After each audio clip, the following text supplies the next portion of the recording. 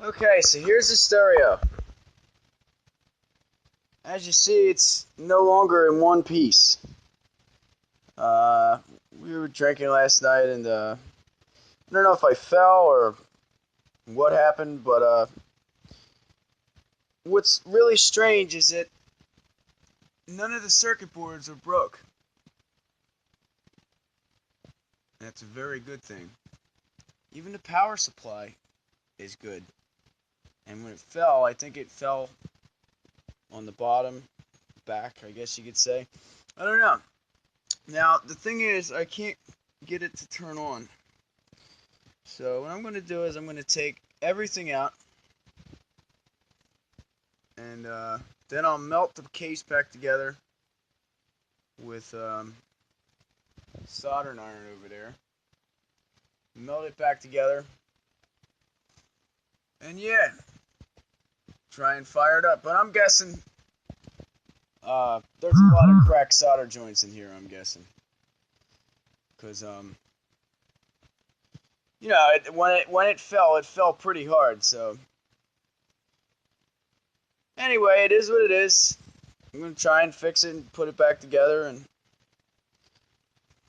I also wanted to tune it up anyway. It's a shame, it was working perfect yesterday. We were jamming. I was having fun yesterday with this thing, but I'll get it running again.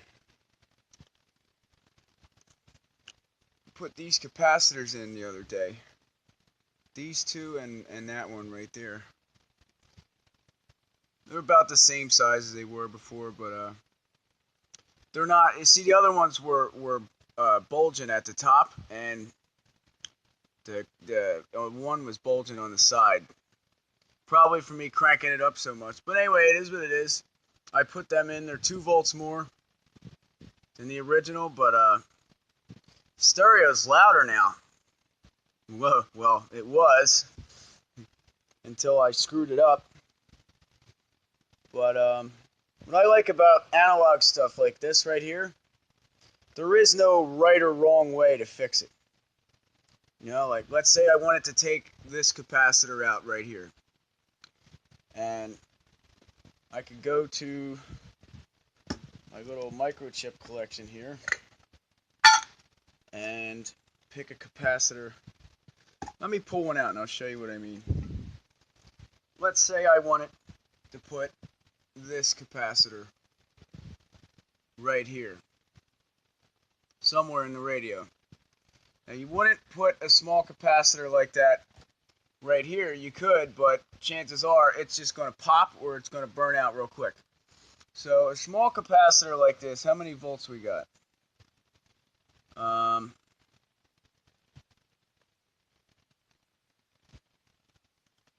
4.7 picofarads and 25 volts. So what you would do is you would look at the numbers on that. Let's just say the blue one right here. The blue one. Let's say that that one was blown. You want to look at the numbers on the sides. You probably can't see them numbers, but anyway, let's just say this capacitor was 20 volts. This one is 25 volts. 4.7 picofarads. That's where you gotta watch, because picofarads, they're I don't know what that one says, but anyway, you could put this in there, and the picofarads might not be the same. Let's say this is 10 picofarads, and this is 4.5.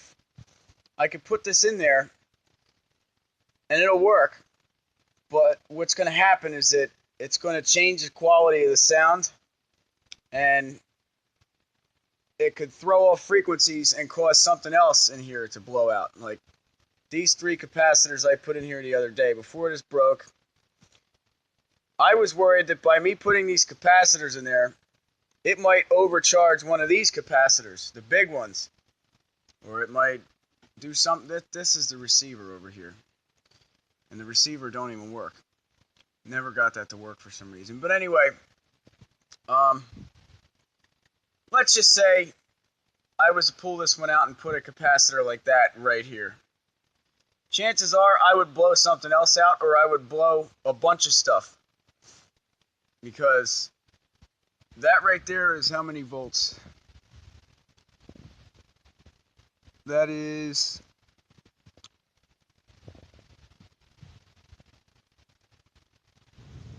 I can't see, I think 16 volts. Now look at the picofarads.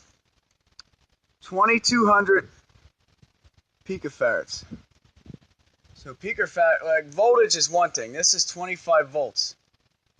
But you see how small it is. It's really not that powerful. 4.7 picofarads, I think, right? When you're dealing with capacitors, voltage is one thing, but the real power that the capacitor puts out is the picofarads. You see how big this is? That's only 16 volts, but it's got 2200 picofarads. This one is 25 volts. This has more voltage than they do, but these have more picofarads. So that means these put out way more power than one of these. So I just figured I'd put this out there for anybody that's willing to listen, anybody that wants to learn something. If you make a mistake like I do, and you really care about your stereo and you want to fix it, I'm always here to help you.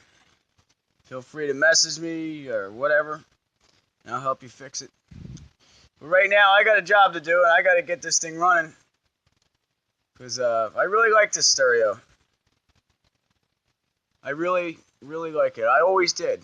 You know, we've gone a lot of miles together, met a lot of different people, and it's my friend, you know, it really is. I hang out more with this stereo than I hang out with people. But, all right. Peace.